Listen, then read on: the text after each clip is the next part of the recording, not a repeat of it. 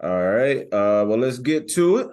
It's Carolina's favorite fat boy, DJ Danny Ocean. I'm in here with my brother Von Kasey. Yeah, you know what it is, your auntie's favorite voice. We have a very, very special guest looking sleepy but still looking rich. My man, would you like to introduce yourself?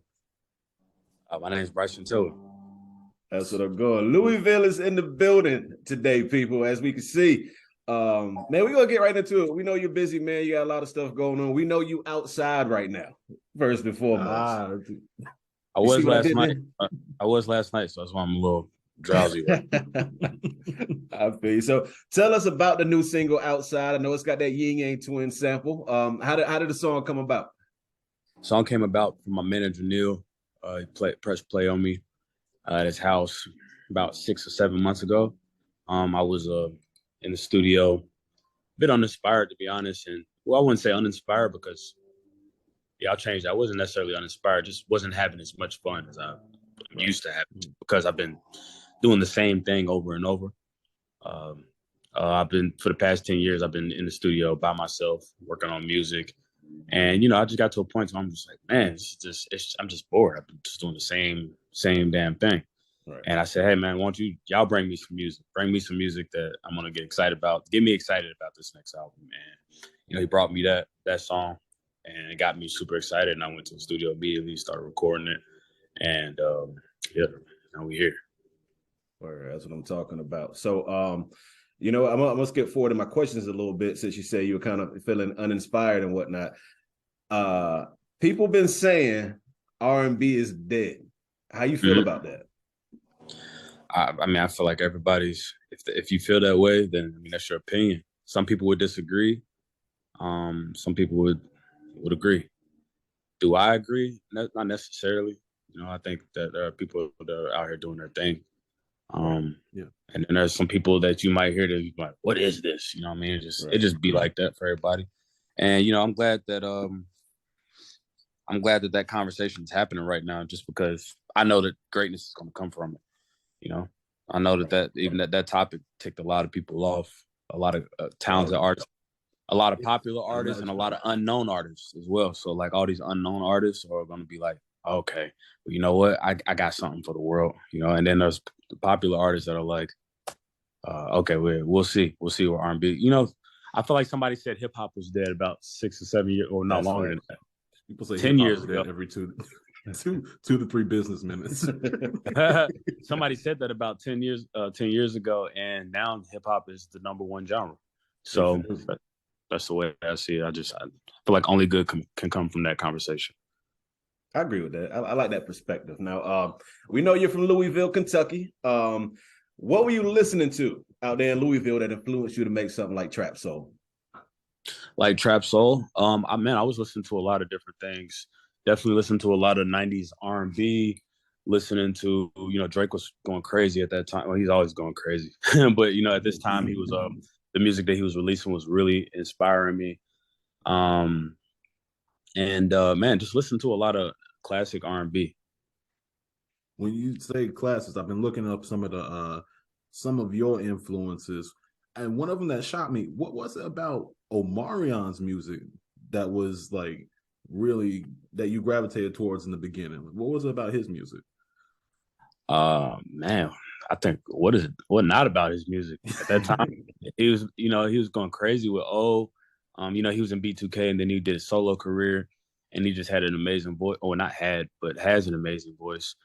And, it's just really inspiring. I can't dance like Omarion at all.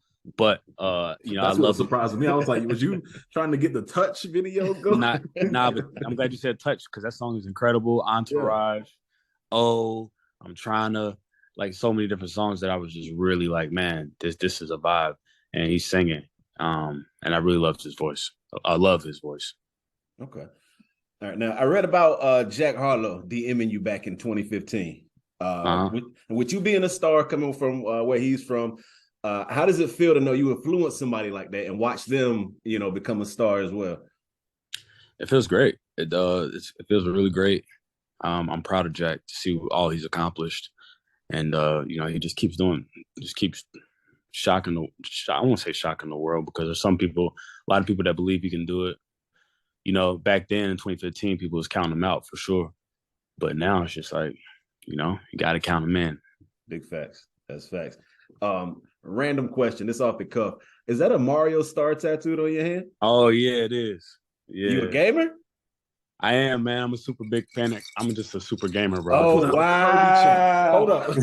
Oh, wow. Yeah, wait, hold up. I want you to notice. And then I got the bullet bill tattoo. I'm just super gamer, yeah. That's what's up, man. Right now, what you playing? Right now, I'm not playing anything. I've been working on the album. That's Okay. That's my main thing. But whenever I'm actually about to take a break here soon, and I will be back on Apex Legends. That's my favorite game right now. No Warzone? Apex Legends, like I said. Oh man, you gotta on that one. Now you said you were Apex album Legends. mode. Let's get back to it. You say you were album mode. 2023 right around the corner. What you got playing other than the album? Tour, man. I can't wait to go on tour. It's been tour hitting the road. That's what I'm talking I ain't been on tour since 2017. So oh wow, yeah, it's been a minute. So I'm ready to get out there, see my fans, give them this new energy, new experiences. It's gonna be great. What do you think you've learned about performing since then, since that last tour in 2017? I've learned so much, man. I've been to so many concerts. I watched so many people. The one thing that I don't do, which I should do, like all athletes, they study their game tapes. For me, I just can't even bear to hear myself, like, again, or watch myself. It's hard for me. So that's the one thing that I need to do. I told myself I was going to do it before I start touring. I think I might just force myself, just handcuff my eyeballs open and just watch it. But anyways, I've learned so much, like, just being, when I first went on tour in 2015, I was super nervous to talk to the crowd just because, like, there's a thing called call and response, when I'm on stage and I'm just like, if I say, no, not even that. If I just say something to the crowd, typically they're going to respond. But I used to think that sometimes they might not respond to me. So I used to be nervous about that, but I just like had to really think about them. Say, yo, these are my fans. Why wouldn't they respond? Right. They paid to do this. They came to see me. To come see me. Right. You know what I mean? But like a lot of times I used to think that people didn't even, I don't know. I just didn't even know who was paying to come see me. And I used to think when they say my shows were sold out, I used to think that somebody, I don't know, I just thought it was like a prank or something. It was crazy. Nuts. I get that. Yeah. So you had you've had this long gap in between not just the tour, but also like with the music. So we know trap soul. I was in high school, and I'm telling you, I appreciate you. First of all, thank you, because in exchange, that helped me and helped me get a lot of them. And you know how many women I told don't because of you? Hey, I was getting off on all of your lines because they wasn't studying the lyrics. But we've moved on. We've moved on to you now. You're in a completely different space. What do you think the album's going to sound like? Like, of course, but what do you think everybody should be expecting from this project? I'm glad you said that word. What they should expect, because I just keep telling people to just expect the unexpected. Last thing you were ever expecting was for me to sing croon over the Yin Yang Twins beat. So there's a lot of songs like that, and I don't mean sampling songs from the 2000s. I just mean more so like the stuff you just wouldn't expect for me to do. And one thing that I really enjoy doing is more than anything is you could say I'm not good, you could say anything about me, but one thing you will be able to say is that I stand out. Yeah. So when everybody else is wearing red, I'm gonna wear blue. Okay. Just because, I don't know, it's just kind of always been my thing ever since a kid. That's dope. That's dope. Now, we know you work with artists like Fabulous, Drake, Bieber, and of course you work with Puffy on the Gotta Move On record. That's killing the radio and the clubs right now, so salute on that. Any other collabs in the works? Yeah, actually. Bieber, to name one. Man, it's so... Not off the top of my head, as newer artists that you guys probably wouldn't be familiar with, but a lot of dope UK artists that I really rock with. There's some new artists coming up out of LA that I really rock with. It's a lot of people, man. But as far as big names that you guys know right now, it's probably just Bieber and yeah. Okay. Now, I ask this question to every artist I interview. Speaking of collabs, if you could work with any artist, living or dead, who would it be?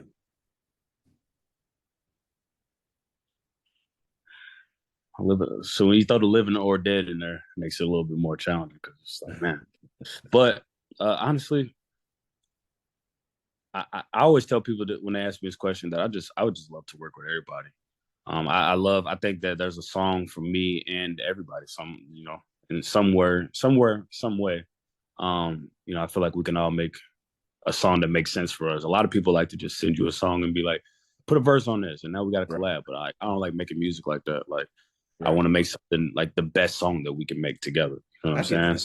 I get so even if it's me and Boosie, Lil Boosie, you know what I'm saying? Like, I don't want to just throw a verse on the song. I want to figure out what's the best song that me and Boosie can make together. You know, and what's the perfect blend of both of our worlds? You know what I mean? Toxic classic. I kind of want that. I kind of want that now, for real. Absolutely toxic classic from you and Boosie. For real. But you got anything else, Von? No, I'm just happy you stopped by with us today, man. Woke up, pulled out the Kirby chain. That's all I needed to see there. But yeah, we definitely appreciate your time. We know you're in album mode. We know you're a busy man. So appreciate you, Bryson Tiller, pulling up, rocking out with us today, man. Likewise, man. Thank you guys so much for having me. Hey, most definitely, man. Thank you. Have a good one. You too.